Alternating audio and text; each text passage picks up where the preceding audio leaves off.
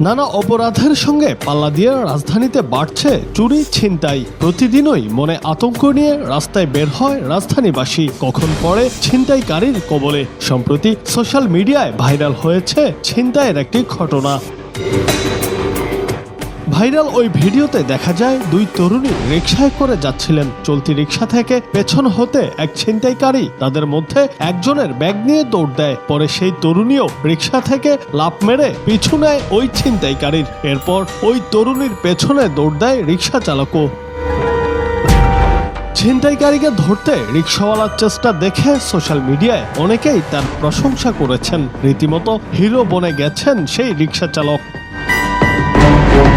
ওই ছিনতাইকারী ব্যাগ নিয়ে বেশি দূর যেতে পারেনি, কিছু দূর গিয়েই গর্তে লাফ মারে সে। অবশ্য এরপর কি হয়েছে সেটি আর জানা যায়নি।